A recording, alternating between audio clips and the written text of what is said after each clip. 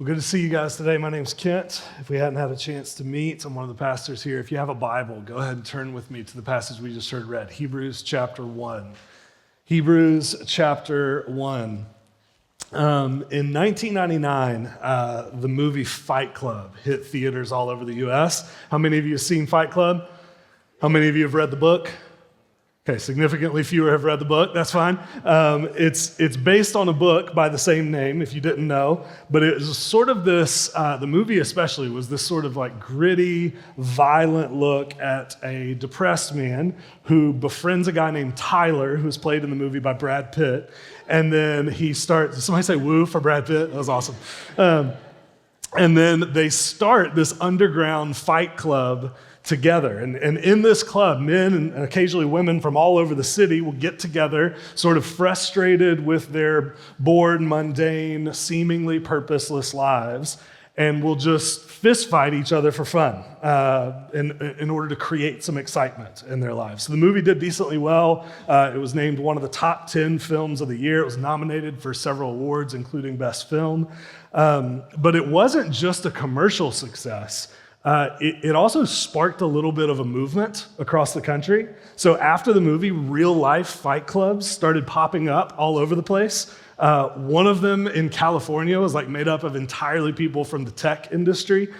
Teenagers in local high schools started fight clubs, which led to quite a few injuries and arrests, not to mention very concerned parents all over the high school, right? The movie evidently had struck a chord with a whole lot of people in the U.S. and prompted all kinds of people to sort of follow the main character in the storyline's path out of boredom and into a life full of adrenaline. Evidently, fight clubs were way more exciting than the lives that most people were living in 1999. And this movie, they felt like, had finally given them a way out. Except here's the thing, that's almost the exact opposite of the point the movie and the book were trying to make.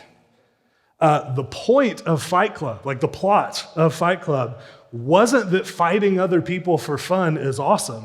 The point of the plot was that the world as it stood had created a situation so bleak, so boring and disappointing for most people that many of them would rather punch each other repeatedly in the face than deal with their otherwise boring lives. So the author was essentially saying, hey, how bad are things really if this type of thing is some people's solution to the problem? He wasn't endorsing fight clubs. He was critiquing both modern culture and some people's futile responses and reactions to it. So a lot of people's response to the movie really was an exercise in missing the point. But to their credit, Brad Pitt is very cool in that movie and takes his shirt off a lot. So it kind of distracts the eye a little bit from the plot of the whole thing. But that's certainly not the only time that our society has largely missed the point of a storyline. So The Great Gatsby, for instance, was written as a way of grieving and mourning the moral emptiness and illusion of the American dream in the 1920s. But many people to this day see it as a very nostalgic type of story, celebrating how fun and exciting the Roaring '20s were in the U.S. People often see the story of Romeo and Juliet as a story about the power of love between a man and a woman who would do anything in order to be together, when Shakespeare actually intended the story as a critique of impulsive, idealized young love and the dumb things that it often makes people do. I mean, you guys realize if you read to the end, they both unnecessarily die. Like, that's how the story ends. Shakespeare was trying to tell us something with that. It was actually a critique, not an idealization of it. Here's my point.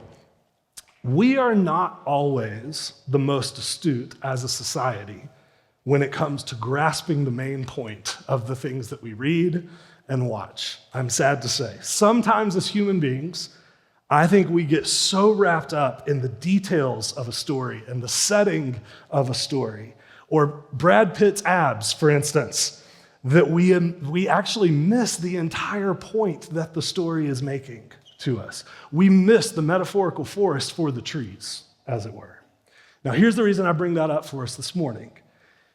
If we often do that with movies and books and things from pop culture, how possible is it that we also do that often when it comes to our relationship with the Bible, with the scriptures? How possible is it that we could get so in the weeds with the stories and details and commands and instructions in this book that we also miss the primary point that it's making to us?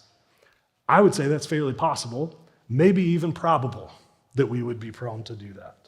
So if you're new with us this morning, you are with us as we approach the very end of a year-long initiative that we've been in called the Year of the Bible. Basically, what we've been doing is just reading through the Bible cover to cover over the course of this year. And then here on Sundays, what we do is we get together and we kind of talk about what it is that we're learning and how to better read and understand all of it as we go. But if you were around back in January when we kicked this whole thing off, you may remember the definition that we gave you for what the Bible is. Always helpful to start with a common definition. So if you don't remember, we'll put it up on the screen for you now. We said that the Bible is a library of books inspired by God and authored by humans, which together tells a unified story leading us to Jesus. That's what the Bible is, functionally speaking.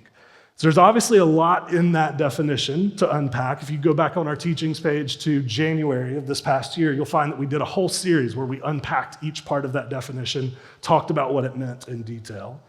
But in the final week of that series, what we did is that we talked about how it's the intention of this book that we call the Bible, ultimately, that every bit of it, beginning to end, would lead us and point us to the person of Jesus. That's ultimately what this book is meant to do, point us to Jesus. But I will say, sometimes it's really easy to miss that intention of this book, even when we know the scriptures really, really well. Sometimes it's easy to miss that intention, especially when you know the scriptures really, really well. So Jesus actually highlights that tendency in a conversation that he once had with the religious leaders of his day, people who knew the Bible really, really well, backwards and forwards. There, he says it like this. I think this is important. He says to them, you study the scriptures diligently. In other words, you spend a lot of time in the Bible of your day because you think that in them, in the scriptures, you have eternal life. And yet, Jesus says, these are the very scriptures that testify about me, yet you refuse to come to me to have life.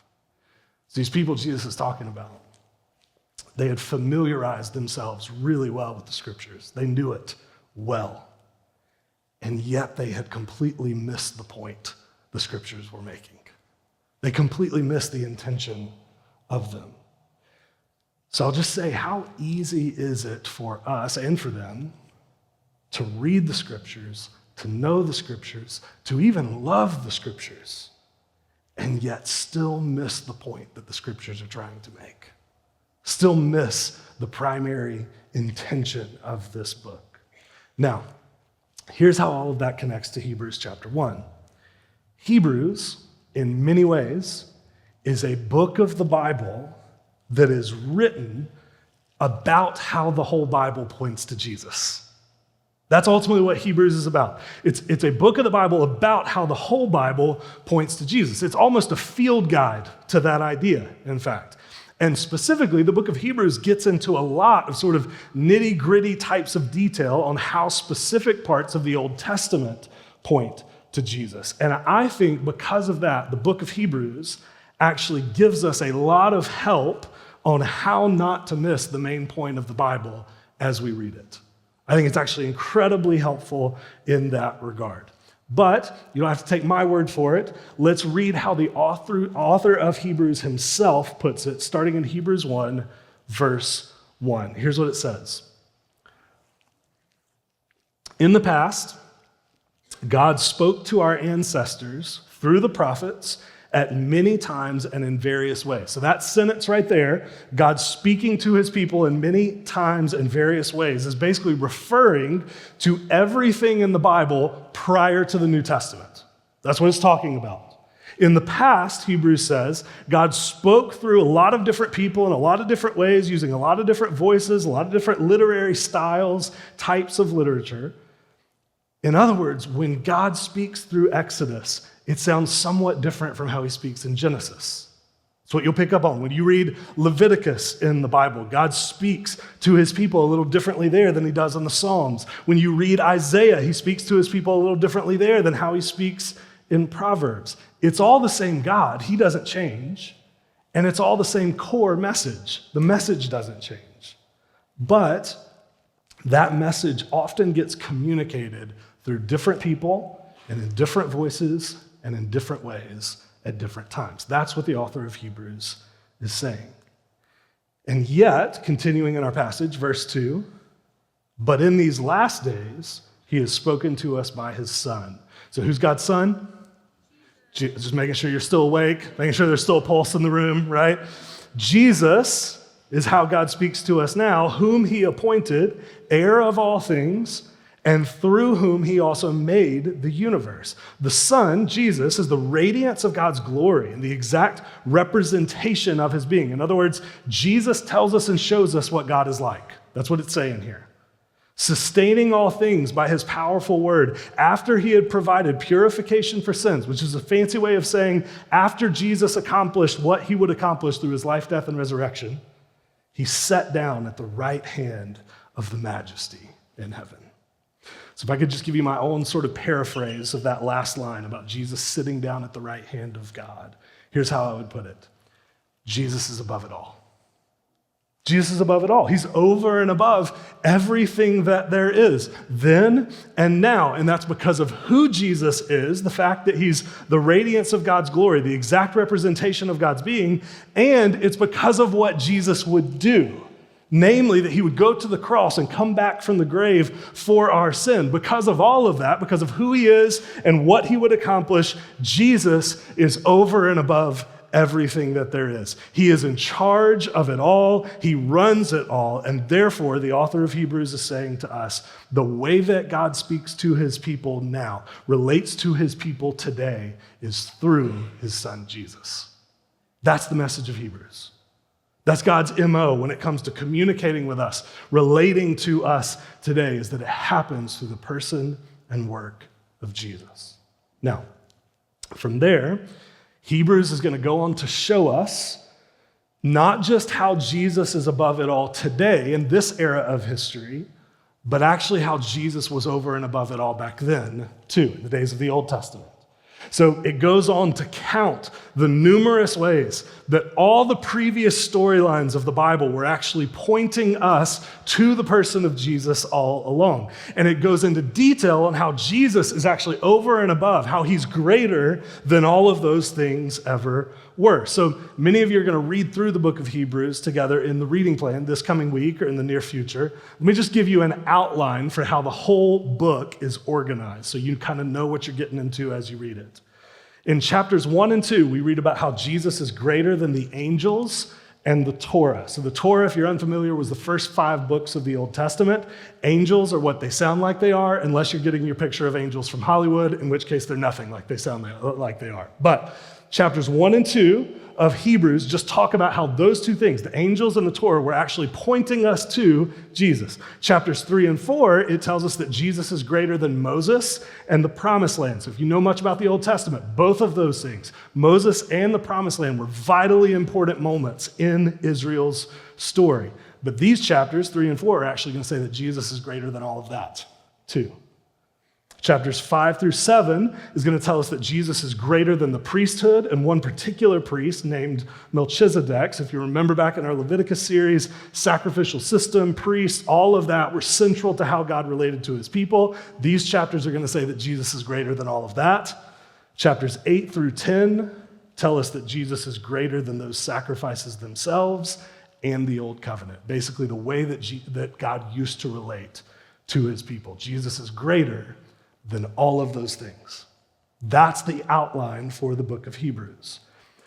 So the point that Hebrews makes over and over again, that it just hammers home over 10 full chapters of the book, is that every single significant aspect of the Old Testament was pointing us to and setting up what Jesus would ultimately do, who he would actually become for us on our behalf. All of that stuff, Hebrews says, was actually just setting up the Jesus stuff. All of that stuff ultimately was about the Jesus stuff. God was revealing himself to his people in all these different ways throughout the Old Testament. He was communicating to his people in all these different ways. But as Hebrews 1 verse 2 says, he has spoken finally and ultimately to us through his son, Jesus. That's what Hebrews is about, because ultimately, that's what the entire Bible is about. Hebrews just shows us how a lot of it works in particular. Now, with that established for us, I think there are at least 3 reasons that this matters practically to us as followers of Jesus in the 21st century. First, I think it means that to fully understand the Old Testament, you need to know Jesus. To fully understand the Old Testament, you need to know Jesus. So this is exactly what Jesus was getting at in that passage from John chapter 5 that we read on the screen a little bit earlier. If you want to understand the Old Testament as it was intended to be understood, you have to familiarize yourself with Jesus, who he was, what he was about, and ultimately what he accomplished through his life, death, and resurrection. That ultimately is what the entire Bible is intended to point people to. So one Bible scholar famously said, and I love this sort of word picture that he offers, he famously said that working through the Old Testament without knowing what it is all pointing to is like trying to find your way through a room filled with furniture, but without any lights on in the room. Any of you ever been in that circumstance? So you're like trying to make your way through a room of your house. You know where everything is, and somehow you're still running into stuff. So that's what he says it's like when you read the Old Testament on its own without an understanding of Jesus. But he says that knowing and discovering Jesus, getting to know Jesus, is like somebody turns the lights on in the room. And all of a sudden, you can see what's all around you. So I say all of that in part because for some of you, as we've been reading through a lot of the Old Testament over the past year together, I would imagine you have had that precise feeling of stumbling through a room in the dark, right? It's like you're moving through a room, you're trying to find your stuff, but you're running into everything, you're stubbing your toe, you're disoriented, you're confused, all of that. And I want you to know that on some level, if you feel like that when you read the Old Testament, on some level, that's understandable. That's okay. That's to be expected. But it's also to tell you that books like Hebrews in the Bible are designed to come along and turn the lights on in the room. They're designed to help you see how what you're reading is ultimately all about Jesus. It's to help you see more clearly what you've been stumbling through all along. And at times, I will say, it goes into some pretty technical detail in order to show you that. But it's doing that so that you can help understand how this whole thing was ultimately about Jesus all along. So let me just give you one example of this. So if you were around back in February of our year of the Bible, you probably remember us taking 5 weeks to work through some of the themes in the book of Leviticus. Some of you are like, I do remember that. I had a really hard time those 5 weeks. Leviticus is not an easy book to understand for most people. But one of the major themes in the book of Leviticus is this theme of animal and grain sacrifices. So there was this whole elaborate setup where the nation of Israel would offer sacrifices at the temple with the help of the temple priesthood as part of their relationship with God. And most of us read through that part of the Bible and we go, man, that's a lot. I don't really understand what's going on here. I don't understand why there's so many rules and regulations for this. I don't understand why everything was so particular and so detailed. Like, what exactly is happening here, and what am I supposed to take away from it? Well, Hebrews comes along and tells us in chapter 10 that all of this was actually meant to point us to Jesus. So look with me on screen. This is Hebrews chapter 10. Day after day, every priest stands and performs his religious duties at the temple. Again and again, he offers the same sacrifices, which can never take away sins. But when this priest, which in context here refers to Jesus, when Jesus had offered for all time one sacrifice for sins, he sat down at the right hand of God, and since that time he waits for his enemies to be made his footstool. For by one sacrifice, talking about Jesus' death on the cross, him offering his body as a sacrifice, by one sacrifice, he has made perfect forever those who are being made holy. So the entire sacrificial system that we read about in Leviticus, it would appear, was simply pointing people to what Jesus would eventually do on the cross. That's the point. How Jesus would eventually become the sacrifice to end all sacrifices. And without that understanding of Jesus, reading about the sacrificial system in Leviticus is a lot like trying to make your way through a room in the dark. It's disorienting, it's confusing, it's in some degree, it's just you don't understand what it's trying to do and why it's trying to do it. But with this understanding of Jesus, by understanding who Jesus is and what Jesus did on the cross, it's like someone turns the lights on in the room and you can see. That's what happens when you read the Old Testament in light of Jesus. You grow in your ability to more fully understand what it's trying to say. To understand the Old Testament, you have to know about Jesus. Second practical implication of all of this is actually just the inverse of what we just talked about. It's to fully understand Jesus, you can't ignore the Old Testament. Can't avoid the Old Testament. So there's this symbiotic relationship between Jesus and the Old Testament. So it works the other way around. If you want to fully understand Jesus and who he was, you simply cannot ignore what the Old Testament teaches. So one of my favorite stories in the Gospels is the story of the Emmaus Road, where Jesus sees his disciples after his resurrection. If you've never read it, I would encourage you this week sometime just to go read Luke chapter 24. It's an incredible story. I love the way that the author tells the story, but I'll give you the short version of it. In the story, Jesus shows up to two of his disciples post-resurrection, and they don't recognize who Jesus is. And in an effort to help them recognize him, it says that Jesus spoke to them, quote, from all the scriptures. So at the time, that would have only been the Old Testament, right? Because they're in the New Testament, right? So it would have only referred to the Old Testament. He talks to them about all the Old Testament, and it says that he showed them all the things concerning himself, all the things concerning Jesus. And the reason he does that, it says, is because they had been slow to believe all that the Old Testament had said about him, about Jesus. So notice, Jesus' issue with the disciples on the road to Emmaus wasn't necessarily that they didn't believe what he said about himself. It was that they didn't believe what the Old Testament said about him. So here's what that tells me. According to Jesus himself, if you want to understand who Jesus was, what Jesus was about, and what Jesus did, you apparently cannot ignore the Old Testament. As tempting as it may be, you cannot ignore the Old Testament because ultimately it testifies about Jesus. So there's this approach to Christianity that has become really, really popular, I'd say over the past 20 to 30 years, where people often call themselves red letter Christians. Have you heard this term?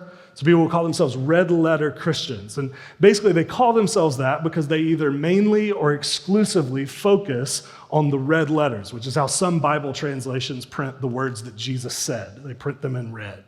And so some people will say that they are red letter Christians. And what they mean is that in an effort to not get hung up on all the other sometimes confusing stuff about the rest of the Bible, the Old Testament, some of the offensive stuff in the New Testament, all of that, these people just focus on Jesus' words alone. Here's the problem with that, though. One, there's way more to the Bible than just what we read in Jesus' words, like a whole lot else in the Bible. But two, even if you do just focus on the red letters in the Bible, Jesus' own words, what you're going to find is that those red letters quote either directly or indirectly from the Old Testament all the time. like a whole lot. In order to talk about what Jesus came on the scene to do, he directly quotes from the Old Testament, best we can tell, about 70 different times in his teaching. He pulls from over half of the books in the Old Testament as a whole. And if you expand that to include all the indirect references, sort of the paraphrases or the parallels or the slight nods to the Old Testament, that number goes up to over 300 references to the Old Testament in the words of Jesus. So here's the irony. There's actually no way to be a red letter Christian without also being an Old Testament Christian. You can't actually have one without the other. Now, that said, I can fully appreciate that plenty of the Old Testament is not all that easy to follow or to understand. Part of the reason we've been spending the better part of this past year reading and helping you understand the Bible, the bulk of which we focused on the Old Testament, is because we understand that it's not always the easiest to understand.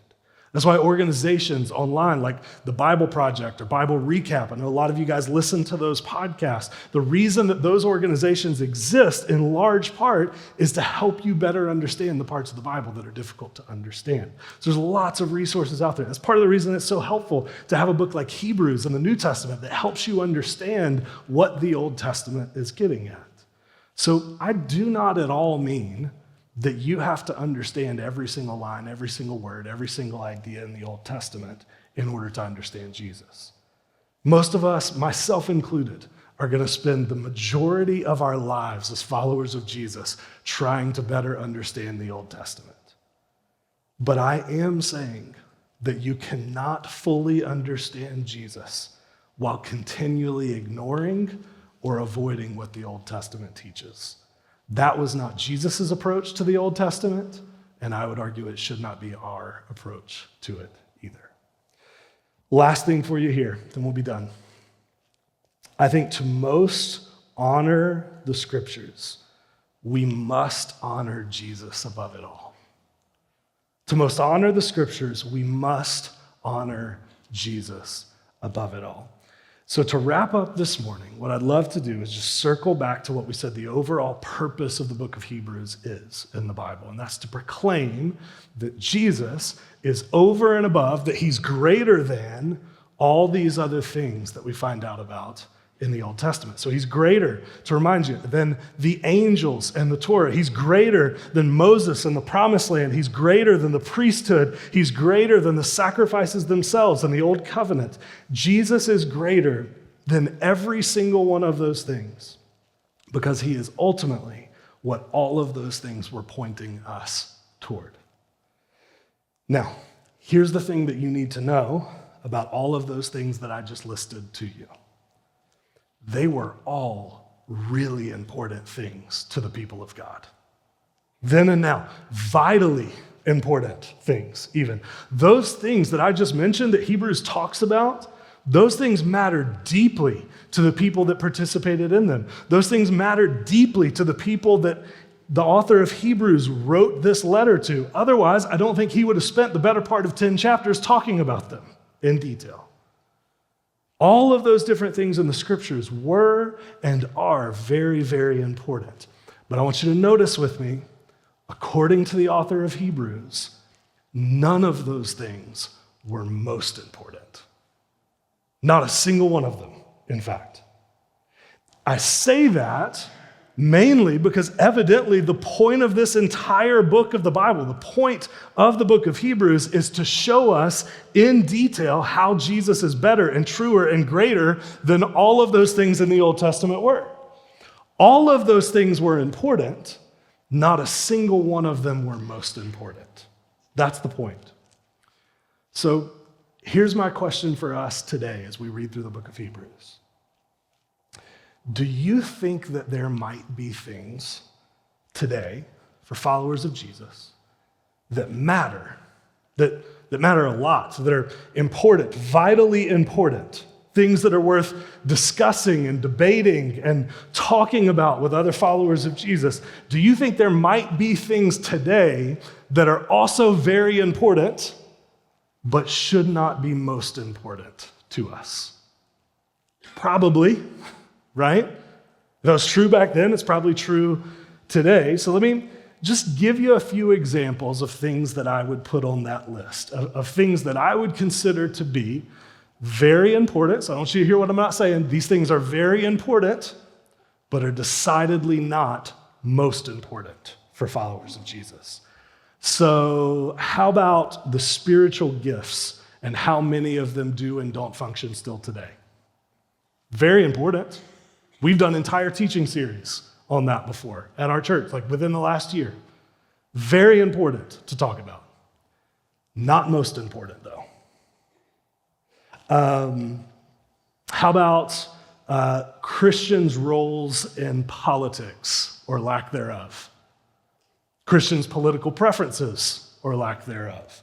Very important. Again, we've done entire teachings on that before. Probably more teachings than most of you wish we would do. We've done teachings on it before. It is very important. It's not most important, though. The roles of men and women and the distinction between roles of men and women, both within the church and outside of the church. Very important. Vitally important for us to discuss. Not most important, though. The church's philosophy for concerning themselves with justice and how we better care for the marginalized in our society. Very important. Not most important, though. Your career, your relationship status, your major, your parenting philosophy, all important things. All those things I just mentioned matter deeply. All of those things are incredibly important for us to discuss, not least because the Bible itself discusses them, right? Not a single one of them, though, are the most important thing for us to discuss. And I think we misrepresent the scriptures and misrepresent Jesus when we act as if those things are more important than him. Not a single one of those things I just mentioned are most important to take a stand for, make our voice heard on. Not a single one of them are worth breaking friendships or fellowship over with other followers of Jesus when we disagree on them. All of them are important. Not a single one of them are most important. And listen, the only way to make sure that those things remain important without becoming most important to us is to make sure that we keep the main thing the main thing. And by the main thing, I really mean the main person, and that's Jesus. The one who Hebrews says is over and above it all. The radiance of God's glory, the very imprint of God's nature, the one by whom God created the entire world, it says. And then the one who, once he made purification for sins, who came back from the grave after the cross, declaring victory over sin, he sat down at the right hand of God, above and over it all. And he is the one who is still over it all, who's still above it all, who's above all of us and above everything that might seek to divide us. The one who is Lord over everything we agree on and everything we don't agree on, who is king over the past, present, and the future, who was and is to come. Jesus is over it all. That's the point. That's the point of the Bible. That's the point of the book of Hebrews. So let me just tell you, in the last 3 chapters of this book, I gave you the outline for the first 10 chapters. Let me tell you what happens in the final 3 chapters of Hebrews. The author is going to connect everything that he's been saying, the first 10 chapters, to some very practical encouragement to these followers of Jesus living in his day. He uses everything that he's been talking about how Jesus is over it all. He uses all of it to address followers of Jesus that we know from history at this point are no doubt facing tremendous persecution and pressure and opposition from the world around them at the time. They are facing pressure to not continue following Jesus faithfully. You see, his concern in this letter, the book of Hebrews, his concern is not just theological, it's also pastoral. He wants them to remember, as the cultural pressure builds around them, to keep the main thing the main thing. See, I think the author of Hebrews knows something about Christians. I think he knows something about human nature within Christians. It was true then and it's true today. I think he knows that sometimes when Christians feel pressure from the world around them, sometimes they respond by turning on each other. The pressure from outside the church creates pressure and anxiety and frustration within the church. So all of a sudden, we as followers of Jesus, we start bickering over things that don't matter.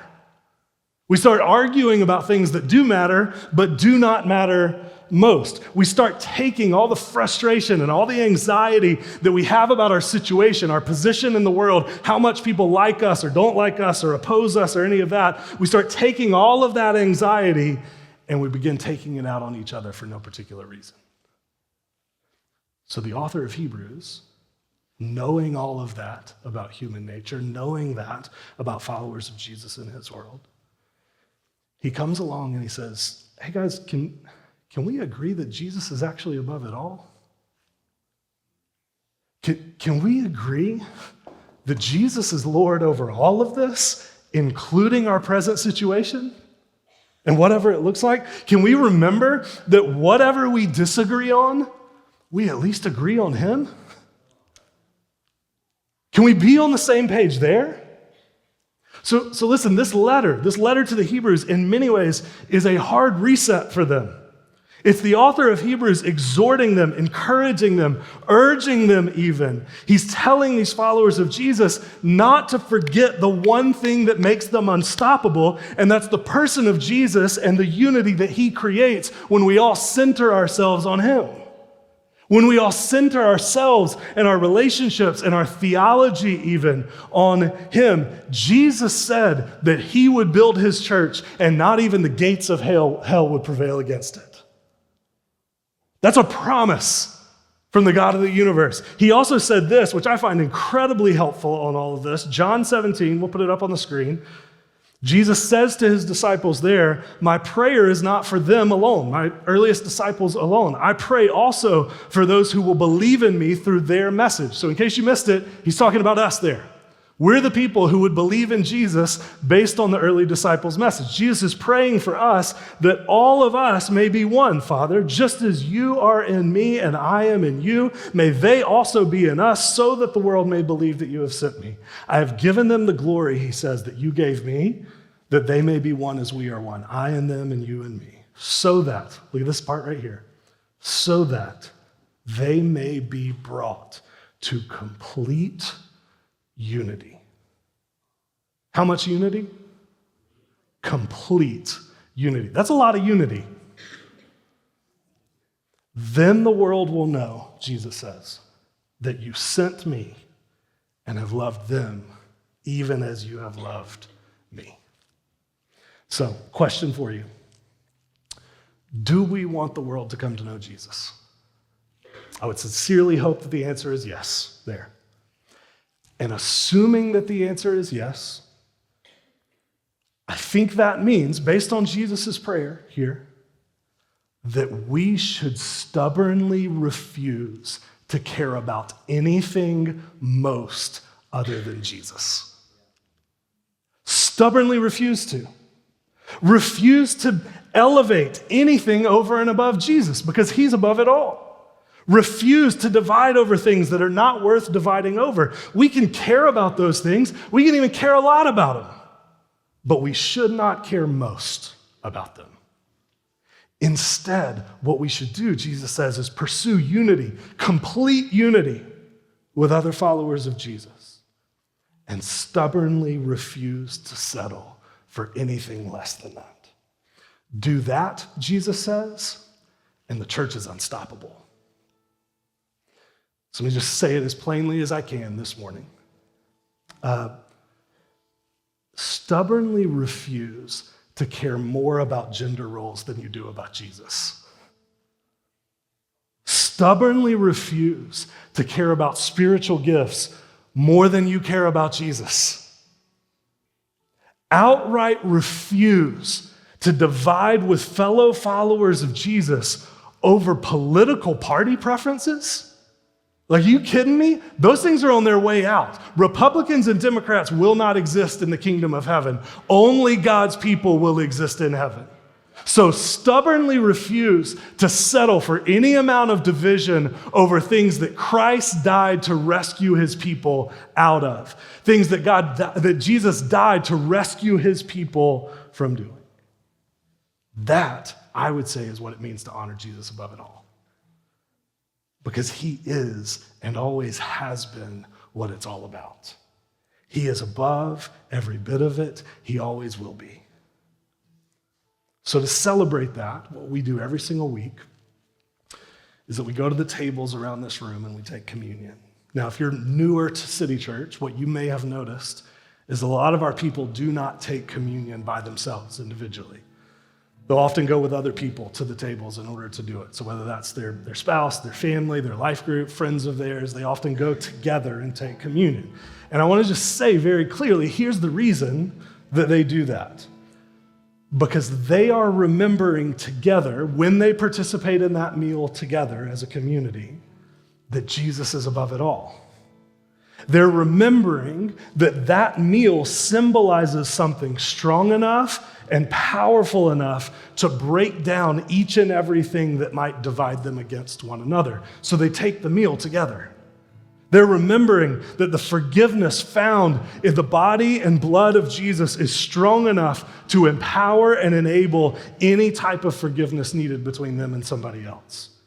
It's strong enough to enable any type of unity that is needed between them and somebody else. And they're remembering that the body and blood of Jesus makes him Lord over every single thing that might come between us as followers of Jesus. So when we take the bread and the cup at these tables around this room, we're remembering and recognizing that Jesus isn't just enough for all of us individually. He's enough for us all as a community of people. That his body and blood is what breaks down dividing walls between people that would otherwise have nothing in common. And it makes them one in Jesus through his life, death, and resurrection. So that's what we're all going to celebrate together here in just a moment. Let me pray for us as we prepare to do that.